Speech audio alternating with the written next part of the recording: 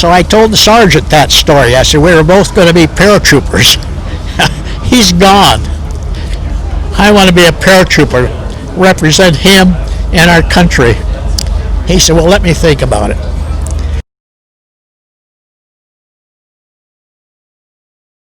George Cross, you were born in Oklahoma. Right, born in Oklahoma. And then after that, your family moved to Iowa. Where about in Iowa? At Davenport, Iowa. Well, first of all, Linwood, Iowa.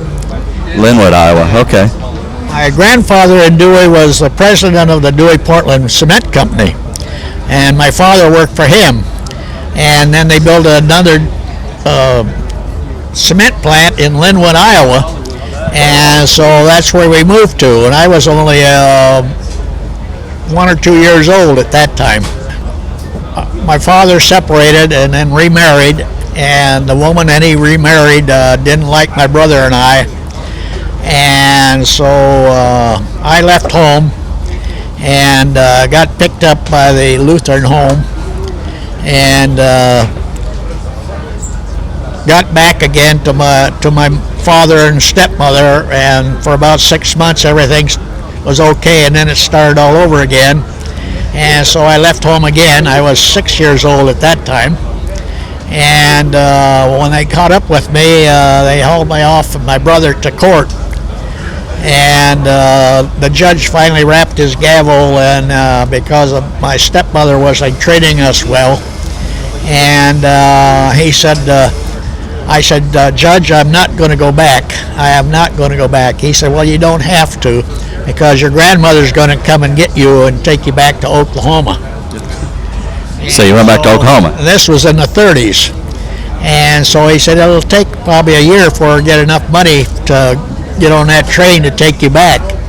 And it did. It took about a year. In the meantime, he put us in an orphan's home. And so we stayed there for about a year and a half. And when my grandmother got there, it took another 6 months for us to get enough money. I went back to Oklahoma and stayed there until 1939.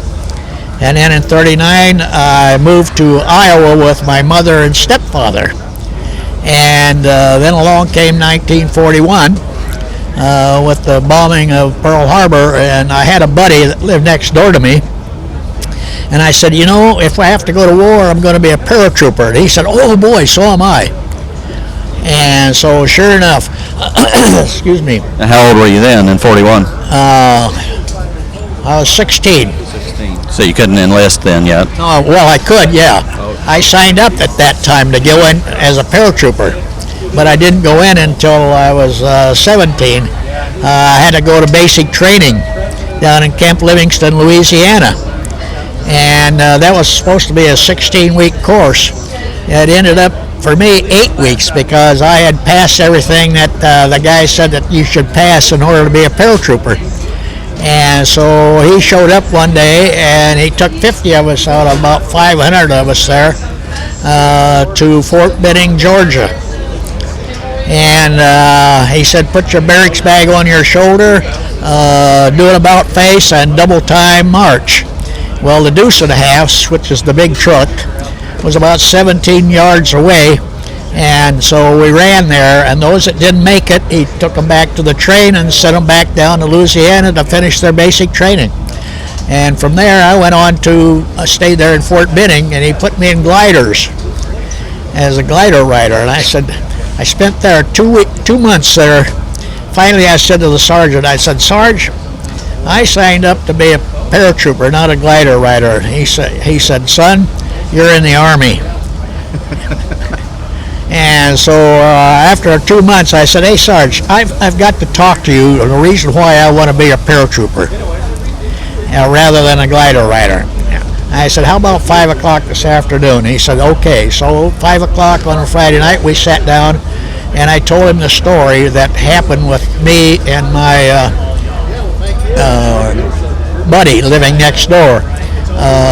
I've told this story a million times, but his father drove a milk truck delivering milk, and he parked his milk truck out in front of his house. He went next door, borrowed a double-barrel shotgun, came back, knocked on the door, and blew my buddy away, and then killed his wife and killed himself. And to this day, we don't know why. So I told the sergeant that story. I said, we were both going to be paratroopers. He's gone. I want to be a paratrooper, represent him and our country. He said, well, let me think about it.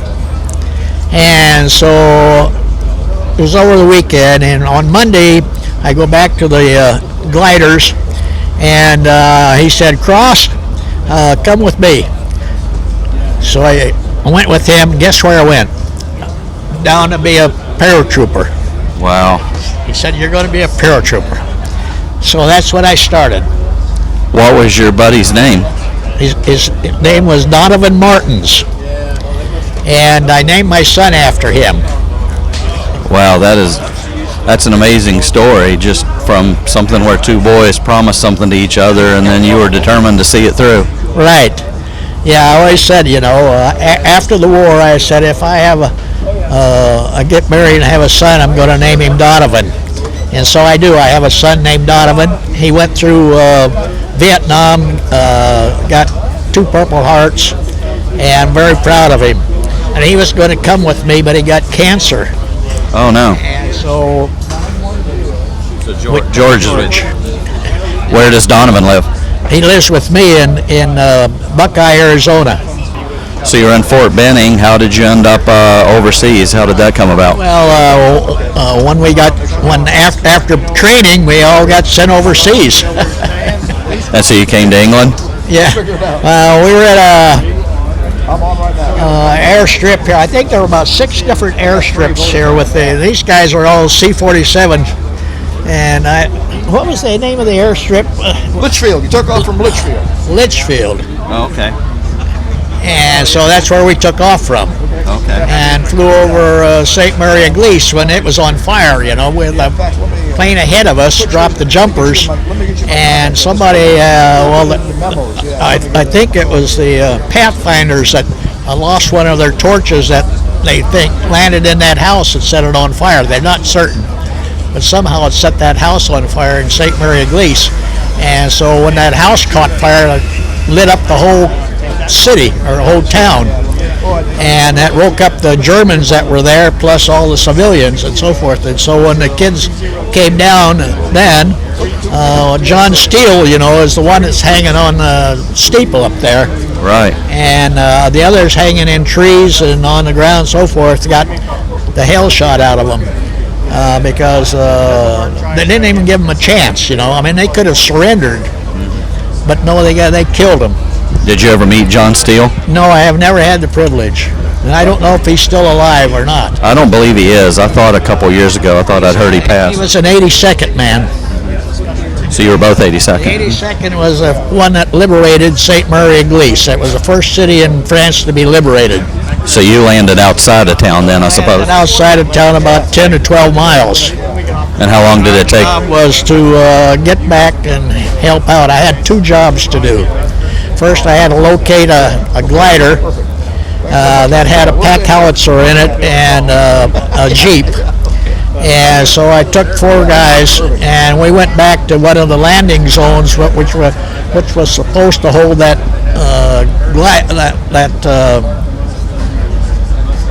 pack howitzer. It was number 5, and we looked and we looked and we looked, and we couldn't find number 5. Evidently it crashed, or we thought, or was missing somehow or another. So we went back without it. Well, excuse me, after the war, in 45, I got sent back to Fort Bragg, North Carolina. And guess what glider I found? It was there? Number 5. I don't know if that was the one that's supposed to be, but I had number 5 on my glider. Do I have a picture? Oh, he's going to find a picture. There's George at Fort. That's at Fort Bragg. He's leaning on glider number 5, and he's leaning on a pack howitzer. Wow. You can see the number 5 there. That's right. 5 on the front. So that's the one you were looking for. Yeah, it just took you. I don't think it ever got off. Something happened and it never got off the ground in England. But they spent all this time looking for it in France, and then it showed up at Fort Bragg, North Carolina. So, I'd love to get a copy of that. That's awesome. yeah, I can send this to you. Yeah, I'll give you my number and get that. Be happy to do it. Yeah. Well, that's the end of my story. So after St. Mary Glease, where'd you go? God, I don't know. We just kept going village to village. Yeah. Our job was to clean out all the houses that the SS troops, Germans, had taken away from the Jews and lived in. And so we had to clean them all out, one at a time, in the village. And then go to the next village, and then you go to the next village, and that's what we did. And with all the bombing and the artillery shelling and so on and so forth, it was very difficult because the Germans had a hell of a lot of places to hide. Oh yeah. So how long so you landed in June? How long were you in the country then? Well, I was in the country for 3 years. 3 years, okay. Yeah. He made a second jump somewhere, and then he made the jump up by Nijmegen on the bridge too far. Yeah. Oh, you did? Okay. Wow. Yeah. So you saw a lot of action. They captured about 50 Germans close to St. Mary Glease, and George took their daggers away from them. A lot of them had SS daggers, with Heinrich Himmler on it. And my error is true. He donated all those daggers to a museum in the Netherlands. Luxembourg. Yeah. Wow. Yeah, Those were are in a museum in Luxembourg. Wow. Those were amazing. About. Well, we couldn't take them home, because they'd take them away from you. Oh yeah. So then you came back to Bragg. What about what's life like then after the war? What'd you do? Well, worked on gliders. You did? Okay. Yeah, I was training glider. That's what that picture. I was training glider riders to go to Japan. Okay. But Truman dropped the bomb, and so that took care of everything. So I went home. He went back and used the GI Bill to get his degree at Indiana University. Indiana, okay. And then Right. he went on to teach at the University of Montana, Missoula. Oh wow, okay. So you taught there. And he spent 20 years smoke jumping with the Forest Service in the forest fires during the summer. Wow, that's interesting. Yeah. You just couldn't stop jumping, could you? For that parachute. You couldn't stop jumping out of planes. And then during Vietnam, I joined the Special Forces, and they're in the National Guard there in Missoula, Montana. And so I jumped out of a lot of airplanes then, too. So you were a trainer then? The C-130s and so on and so forth, more modern airplanes, because it was in the 70s, Oh, wow. We weren't on the beaches at all. We were 15 to 18 miles behind the beaches, and our job was to get any of the Germans, to keep them from getting onto the beaches at 6:30 the next morning when the landing started. And so that's what we did. We cleaned out all the Germans out behind, So it was a little after midnight when you dropped? A little before midnight. Oh, okay. We were the H minus, which meant that we got there ahead of them. Oh, okay. And you had a cricket? Oh yeah, we had a clicker. Did it work for you? Did it come in handy? It worked because that's how we gathered up the troops. But it took a long time because we were so scattered out. When you leave that airplane, the next one's 100 yards behind you, coming out, even though he's right on your heels. The airplane's going so fast that you're. And it's dark, and you don't know where you're at. Probably a little disoriented. It was a dark jump. Everybody. You read about, they said it was cloudy and so forth. Well, it was cloudy, and every once in a while the clouds would open up, but not for us. They didn't open up. Opened up for the first airplane that came over, and they were all lit up by the fire anyway. And but after that, it was dark. It was dark. And so we did what we were supposed to do, or at least I did. You watch for the horizon. As it gets down and so forth, we get ready to land. And my being a gymnast, I had no problem landing, because I was a tumbler. I could tumble. Okay. So forth, So I think I had rubber legs or whatever. How long did it take all of you to gather back up then, since you were so dispersed?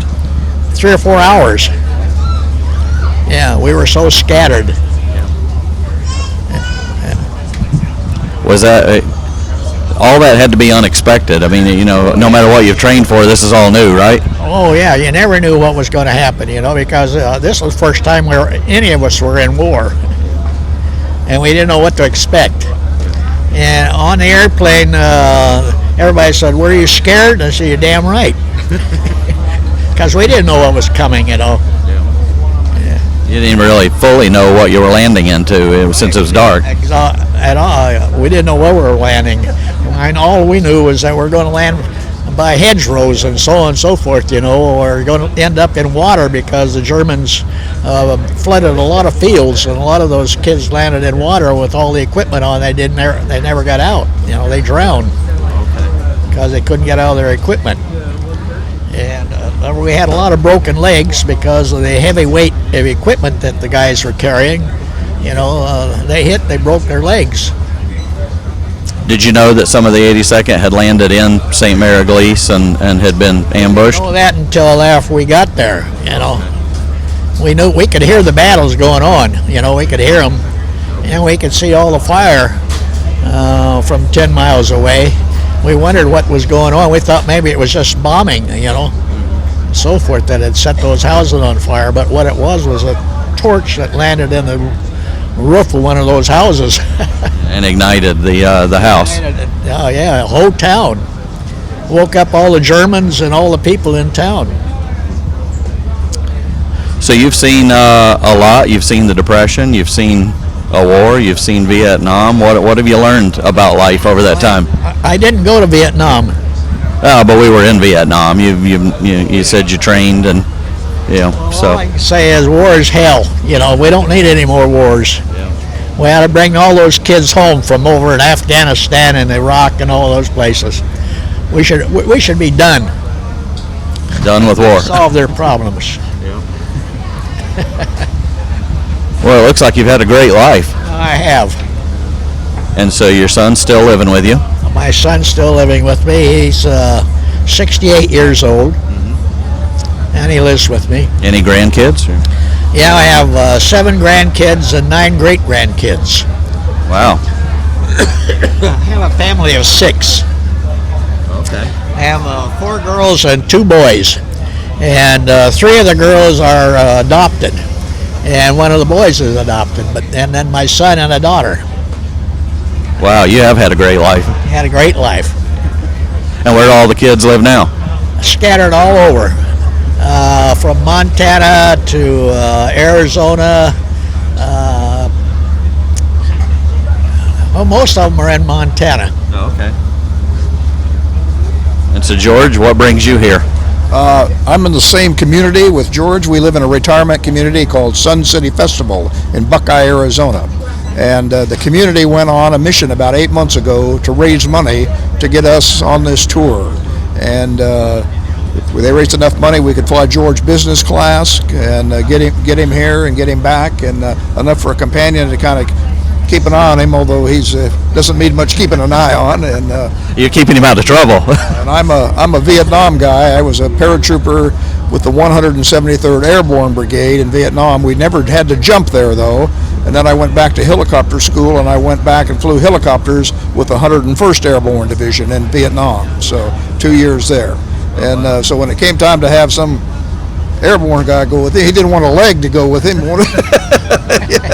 Someone that's used to jumping. Yeah. Somebody that's been jumped before. So anyway, so here we are. Yep. Yeah. Well, that's great that the community rallied around that and It helped. was great. Really amazing. Some young lady decided, you know, you've got to go back. You know, I said, Yeah, there's come on. I said, a retired she said, employee. we'll raise the money. We'll raise the money. You know, She's an attorney from Colorado, not quite retired, but lives in our community and goes back and forth to Colorado. She went on this mission to get him there about 8 months ago, and they had dances and raised money. They had a big pot and parades. It was really a community effort. There's about 3,000 houses in our retirement community, and boy, everybody pitched in. It was really wonderful to see. So.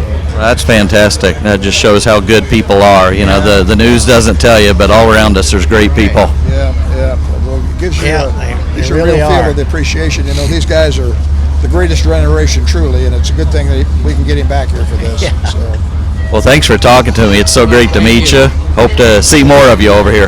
Yeah. very nice talking Thanks, to you. guys. Yeah. Okay. Yeah, thanks for Thanks a lot. Yeah.